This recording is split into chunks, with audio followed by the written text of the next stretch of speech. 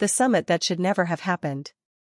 The Galactic Council chamber floated in neutral space, a massive crystalline sphere that reflected the light of distant stars. Inside, Ambassador Sarah Chin stood alone at the negotiation table, facing something no diplomat had ever confronted before: 7 war fleets representing 7 species who had been fighting each other for 300 years. Sarah was human. Her species had only joined the galactic community 20 years ago. Most civilizations barely knew humans existed. But today, she was about to do something impossible. "This meeting is pointless," growled Commander Throck of the Vizari Empire. His 4 arms crossed over his armored chest. The Vizari looked like walking mountains, covered in stone-like skin that could deflect plasma fire. "We have fought the Kalthani scum for 12 generations. We will fight 12 more if needed." Across the table, High Priestess Savara of the Kalthani collective hissed in response. The Kalthani were elegant beings, tall and graceful, with crystalline skin that glowed with inner light. "The Vizari started this war when they invaded our sacred breeding grounds. We will never forgive. We will never forget." Sarah remained calm. She had studied both species carefully. She knew their histories, their cultures, their pain. She knew something else too: they were all exhausted. "Commander Throck is right," Sarah said quietly. Everyone stopped. They had expected her to argue.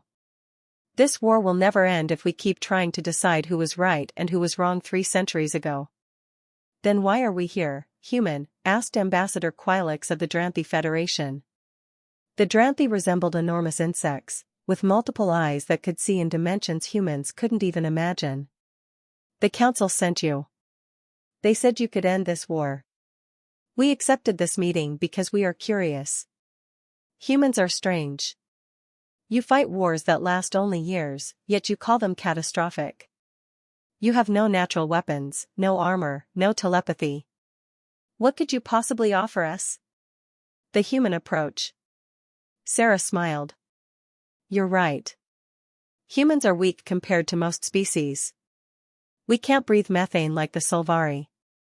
We can't regenerate limbs like the Praxians. We don't have hive minds like the Zerlith. But we have something else. Something that might seem useless to you." She paused and looked at each representative carefully. "We remember how to stop fighting." The chamber erupted in angry voices. Several species began shouting at once. Commander Throck slammed his massive fist on the table, cracking the reinforced material. "Enough." Sarah's voice cut through the chaos. She didn't shout. She didn't need to. Something in her tone made them all stop. "Let me tell you a story. On Earth, my home world, we once had a war that killed 70 million people. It lasted 6 years. When it ended, we thought we had learned our lesson. But 20 years later, we started another war. This one was even worse. It almost destroyed our entire civilization. So humans are warlike fools," spat Priestess Savara. "This proves nothing." "You're right," Sarah agreed. "But here's what happened next. After that second terrible war, we did something different. Something strange. The winners didn't punish the losers. Instead, they helped them rebuild. Enemy soldiers who had been killing each other weeks before started working together. Nations that had bombed each other's cities began trading goods and sharing knowledge." "Impossible," said Quilix. "The hatred would be too strong." "It was," Sarah admitted. "Many people wanted revenge. Many wanted to keep fighting. But enough people decided to try something new. They decided that being right mattered less than being alive. They chose the future over the past." She pulled up a holographic display showing Earth. Images appeared of bustling cities, humans of different nations working together, children playing in parks built on old battlefields. Today, the nations that fought that terrible war are allies. Their economies are connected. Their people travel freely between borders. Young people from these countries marry each other. They have children together. The soldiers who fought that war are old now. Many of them meet with former enemies and share memories. They cry together. They laugh together. They remember the horror so their grandchildren won't have to live through it. The first crack. For a long moment, no one spoke. Then a small voice came from the corner. It belonged to Junior Navigator Preth, a young Vizari officer who served on Commander Throck's flagship. How long did it take? Preth asked. For the hatred to fade? Commander Throck turned to glare at his subordinate, but Sarah answered quickly. For some people, years. For others, decades. For a few, never. But it didn't matter because enough people chose peace that it became real. The key was that both sides had to choose it at the same time. Our people are not humans, said Priestess Savara, but her voice was softer now. We cannot simply forget 300 years of death. I'm not asking you to forget, Sarah replied. Forgetting would be disrespectful to everyone who died. I'm asking you to remember differently. Remember the waste. Remember the pain. Remember the children who grew up without parents, the worlds that were burned, the potential that was lost. Then ask yourself, do you want 300 more years of the same? She stood and walked slowly around the table, making eye contact with each delegate. Every species here has lost something precious in this war. The Vizari have lost 17 colony worlds. The Kalthani breeding grounds are contaminated and will take centuries to heal. The Dranthi have lost their greatest scientists. The Solvari homeworld's atmosphere is permanently damaged. The Praxians, the Zerlith, the Korvani, every one of you has bled for this war. The truth about humans. But here's what you don't understand about humans, Sarah continued. We're not special because we're strong. We're special because we're adaptable. We survive by changing. And the most important change we ever made was learning that enemies can become friends if both sides are brave enough to try. Commander Throck stood up. His massive frame towered over Sarah. For a moment, it seemed he might attack her. Instead, he spoke quietly. My grandfather died in this war. My father died in this war. I have 3 sons, all serving in the fleet. I do not want them to die too. But if we show weakness, the Kalthani will destroy us. Priestess Savara also stood. If we show mercy, the Vizari will see it as surrender. They will attack our remaining sacred sites. Sarah nodded. Yes. If either of you acts alone, you're right. But what if you both act together? What if, at the exact same moment, both of your fleets power down weapons? What if both of you issue identical statements declaring a ceasefire? What if both of you commit to neutral arbitration for disputed territories? The Council has tried this before, said Quilix. It always fails. Someone always breaks the ceasefire first. Because you've never had humans help you before, Sarah said. Here's what we're offering. Earth will send peacekeeping forces to monitor the ceasefire. Not to fight, humans aren't strong enough for that. But to watch. To document everything. If either side breaks the peace, the entire galaxy will know who did it and why. You won't be fighting each other anymore. You'll be fighting your reputation. A dangerous gamble. Humans would risk their lives to keep our peace? Asked Navigator Preth. Why would you do this? Sarah smiled sadly. Because 70 years ago, another species did it for us. After our terrible wars, when Earth was broken and bleeding, the first alien visitors could have conquered us easily. Instead, they helped us. They showed us that a different path was possible. They gave us hope when we had none left. We're paying that forward. She pulled up another holographic display. This one showed detailed plans. Monitoring stations. Communication protocols. Neutral zones. Arbitration procedures. Everything needed to turn enemies into neighbors. This won't be easy, Sarah warned. Some of your people will call you traitors. Some will try to restart the war. But if enough of you are brave, if enough of you choose the future over the past, you can end 3 centuries of dying in one day. Commander Throck and Priestess Savara looked at each other across the table. 300 years of hatred hung in the air between them. But Sarah saw something else too, 300 years of exhaustion. Of grief. Of waste. I will need to consult with the War Council, Throck said finally.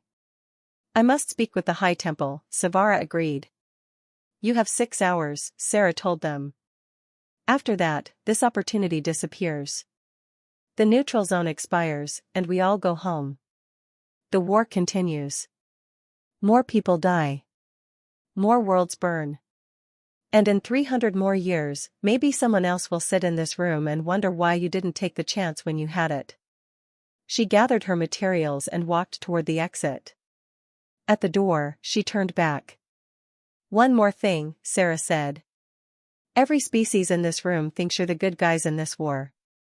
You all believe you're fighting for justice. But humans learned something important: everyone is the hero of their own story. Peace doesn't come from proving who was right. It comes from deciding that moving forward matters more than looking back. The door closed behind her, leaving 7 delegations alone with the hardest decision they had ever faced. Outside the chamber, Sarah's hands finally started shaking. She had just gambled Earth's reputation and possibly thousands of human lives on a peace plan that had almost no chance of success. But as her mentor once told her, someone had to be brave first. Someone had to show that peace was possible. Now she could only wait and hope that 300 years of war had finally made these species tired enough to try something different. The 6 hours that changed everything. Sarah sat in the small observation room attached to the council chamber, watching multiple screens. Each one showed different delegation chambers where the 7 species argued among themselves. The Vazari were shouting. The Kelthani were singing their disagreement in complex harmonies. The Dramthi were conducting some kind of mathematical debate that Sarah's translator couldn't fully interpret. Her assistant, Lieutenant Marcus Webb, brought her coffee. Think it'll work? He asked. No idea, Sarah admitted. But we had to try. The Admiral isn't happy. She thinks we're risking too much for species that might just go back to killing each other in a month. Sarah sipped the coffee, grateful for the familiar taste. Maybe. But what if they don't? What if this actually works? Every war that ends is one less war. Every species that chooses peace is one more example for others. On the screens, arguments continued.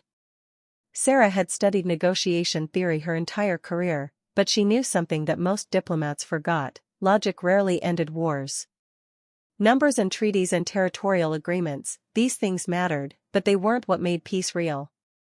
Peace came from emotion. From exhaustion. From hope.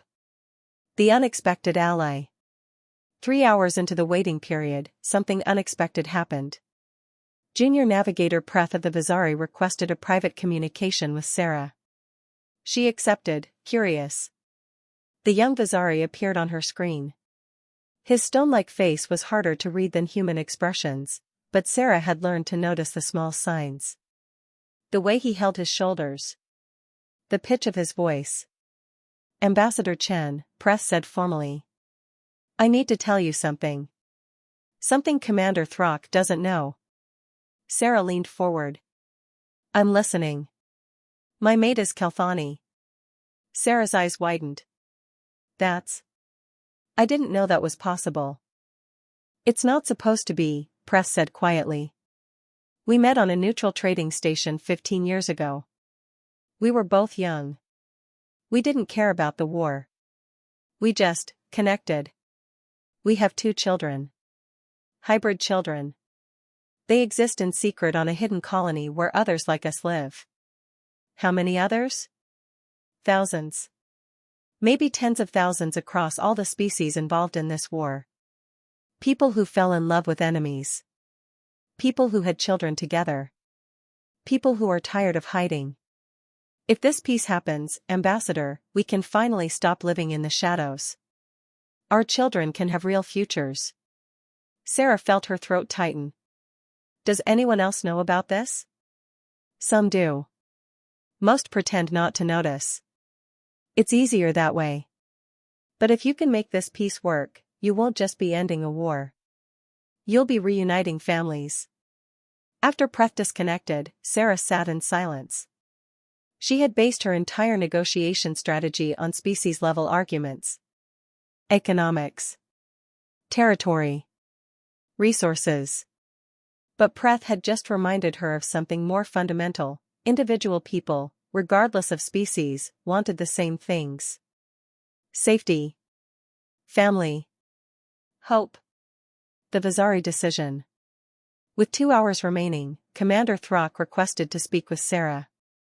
She entered the Vazari delegation chamber nervously. The massive warriors surrounded her, each one capable of crushing her with one hand. Throck stood in the center of his officers. I have decided, he announced. The Vazari Empire will accept your peace plan.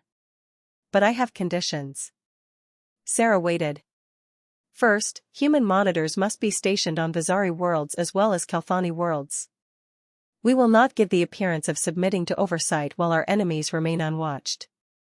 Agreed, Sarah said immediately. The monitoring will be identical for all species. Second, we require guaranteed access to the mining resources in the disputed Helion system. Our economy depends on those rare minerals. That can be negotiated through the arbitration process. Neither side will lose access to critical resources, but the final boundaries will be determined fairly. Throck nodded slowly. Third, and this is most important, the Kalthani must acknowledge that the initial invasion of their breeding grounds was an accident. Our survey ships did not know those islands were sacred. We would not have landed there if we had known. Sarah considered this carefully. I can't promise the Kalthani will agree to that exact wording. But I can promise the arbitration process will examine all historical records honestly. Sometimes truth matters more than pride. Then we will sign, Throck said.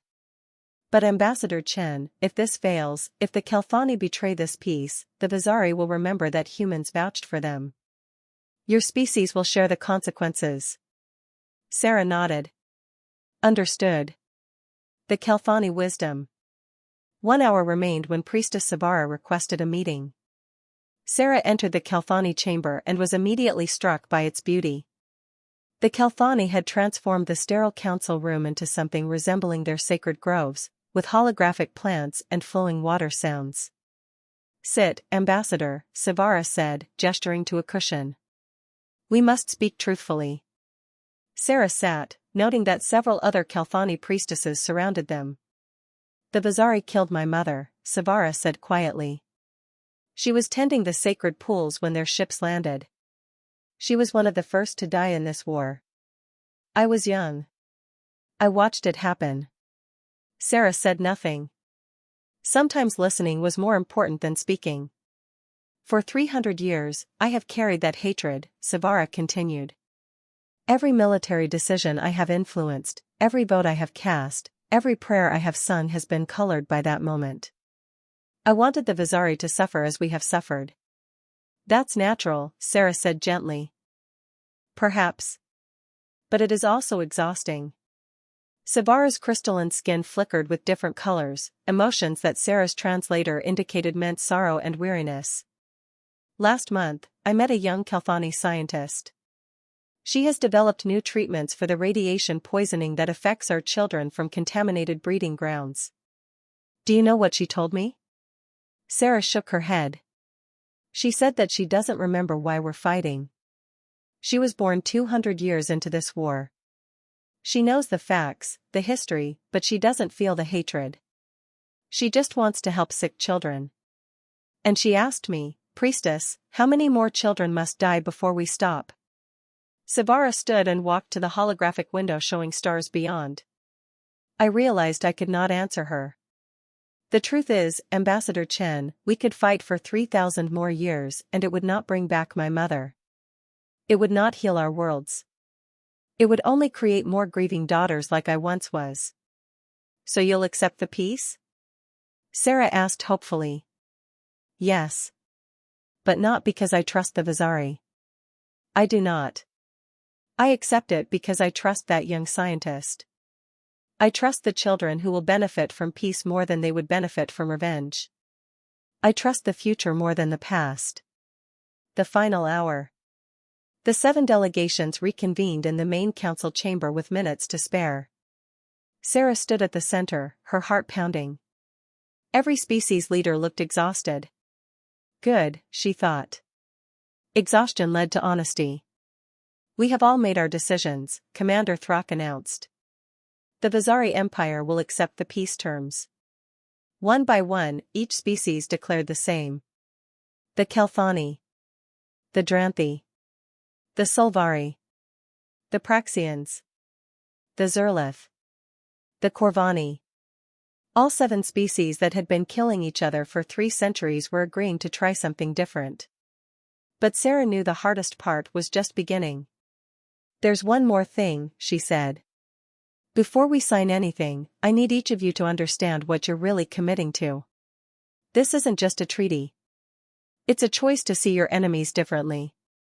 Starting tomorrow, Vazari children and Kelthani children will learn about each other's cultures in school.